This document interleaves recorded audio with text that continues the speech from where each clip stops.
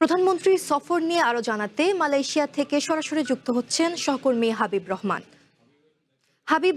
আজ তো প্রধানমন্ত্রী মাত্রই মালয়েশিয়ার উদ্দেশ্যে ঢাকা ছেড়েছেন, তিনি কখন নাগাদ সেখানে পৌঁছাবেন এবং জানাবেন তাকে বরণ করতে সেখানে কি ধরনের প্রস্তুতির কথা জানতে পেরেছেন?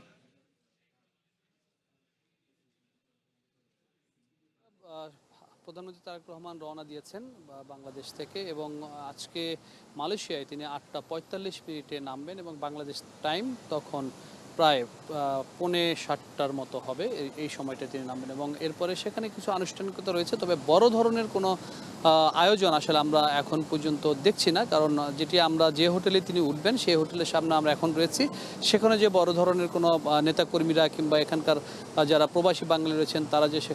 এখানে এসে বড় ধরনের গ্যাদারিং করা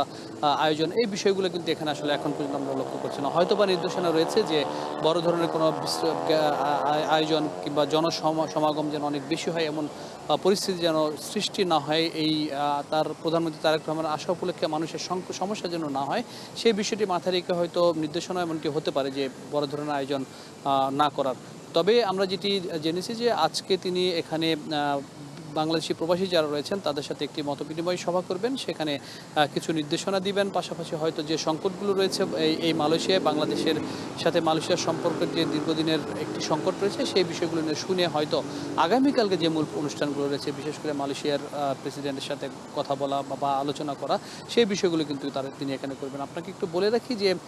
এখানে শুধুমাত্র একটি বিষয় জড়িত তা নয়, এখানে বাংলাদেশের যে ভূ রাজনৈতিক সেই বিষয়টি কিন্তু খুবই গুরুত্বপূর্ণ। এই মালয়েশিয়া, চীন, ভারত সহ যে পার্শ্ববর্তী দেশগুলো রয়েছে, এবং আপনি জানেন যে বাংলাদেশের সাথে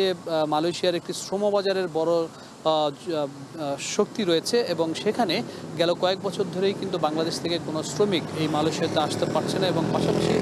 ভিসা জটিলতার কারণে অনেক শ্রমিক এখন অবৈধ হিসাবে এখানে রয়েছে। অর্থাৎ এই বিষয়টি সবচেয়ে বেশি গুরুত্ব দেওয়ার কথা বলছেন এখানে যারা প্রবাসী বাংলাদেশি রয়েছেন, পাশাপাশি যারা শ্রমিক রয়েছেন, কারণ বাংলাদেশের অর্থনীতি শক্তিশালী করার ক্ষেত্রে এই বাংলাদেশি প্রবাসী শ্রমিকদের যে রেমিটেন্স সেটি কিন্তু খুবই গুরুত্ব বহন করে। পাশাপাশি এখানে আরেকটি বিষয় রয়েছে যে ব্যবসা বাণিজ্যের ক্ষেত্রে এখানে আমরা এসে বাঙালি কমিউনিটি যারা রয়েছে বা বাংলাদেশি যারা রয়েছে তাদের সাথে কথা বলেছি, তারা যেটি বলছেন যে ছোটোভাবে অনেকেই ব্যবসা বাণিজ্য করছে, পাশাপাশি হোটেল, রেস্তোরাঁ সহ বড় বড় গার্মেন্টস শিল্প কিন্তু এখানে বাংলাদেশিরা ব্যবসা বাণিজ্য করছে। সেক্ষেত্রে তারা বলছেন যে তাদের আমদানি রপ্তানির ক্ষেত্রে যে জটিলতাগুলো হয় সেই জায়গায় যেন কিছুটা ব্যবস্থা নেওয়ার বিষয়ে সরকারের সাথে আলোচনা করার বিষয়টি বা এই বিষয়গুলো যেন সমাধান হয়, সেই বিষয়টি তারা প্রত্যাশা করছেন প্রধানমন্ত্রী তারেক রহমানের কাছে। আরেকটি বিষয় হলো যে আমরা এখানে শিক্ষার্থীদের সাথে কথা বলেছি, শিক্ষার্থীরা যেটি আমাদেরকে জানিয়েছে যে এখানে মূলত বাংলাদেশ থেকে যেভাবে তারা পড়াশোনা করে আসার পরে এখানকার যে শিক্ষা ব্যবস্থা মালয়েশিয়ার সেই শিক্ষা ব্যবস্থার সাথে আকাশ পাতাল তফাৎ, যার ফলশ্রুতিতে বিশেষ করে চীন এবং আমাদের পার্শ্ববর্তী দেশ ভারতের সাথে ভারতের যারা শিক্ষার্থী এখানে পড়তে আসে তাদের সাথে বাংলাদেশি শিক্ষার্থীরা অনেকটাই পিছিয়ে পড়ছে। অর্থাৎ বড় বড় যে পড়াশোনা শেষে ভালো চাকরি পাওয়া কিংবা অন্যান্য সেক্টরে কাজ পাওয়া, সেই বিষয়গুলি কিন্তু তারা এখানে পাচ্ছেন এবং অনেক সময় বেশিরভাগই বেকার থাকতে হচ্ছে। এই যে এই বিষয়গুলোর সমাধানের বিষয়ে প্রধানমন্ত্রীর কাছে এখানে বাঙালি প্রবাসী যারা রয়েছেন তারা আশা প্রকাশ করছেন। কারণ সেটি হলো যে অনেকেই বলছেন যেহেতু সাবেক প্রেসিডেন্ট জিয়াউর রহমান এই মালয়েশিয়ার সাথে একটি সুসম্পর্ক গড়ে তুলেছিলেন, সেই প্রেসিডেন্ট জিয়াউর রহমানের ছেলে তারেক রহমান তিনি এই সফরটিতে আসছেন এবং তার ক্ষমতা নেওয়ার বা দায়িত্ব নেওয়ার প্রথম যে সফরটি সেটি মালয়েশিয়াতেই হচ্ছে। সেক্ষেত্রে অনেকেই প্রত্যাশা করছেন যে দীর্ঘদিনের যে সংকট, শ্রমবাজার, শ্রমিকদের নিরাপত্তা, এখানকার শ্রমিকদের বেতন পাওয়া না পাওয়া, পাশাপাশি দালালদের সাথে প্রতারণা হওয়ার নানা বিষয়গুলো এই সফরে এই দেশের যিনি প্রধান তার সাথে আলোচনা করবেন এবং আলোচনা করে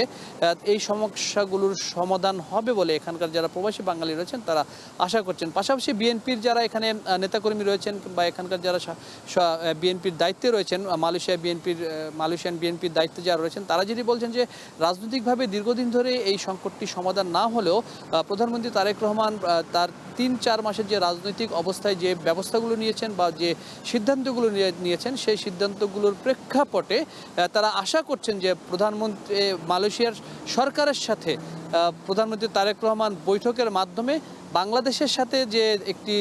সম্পর্কের ঘাটতি তৈরি হয়েছে সেই ঘাটতিটি দূর হবে বলে তারা আশা করছেন। সঙ্গীতা।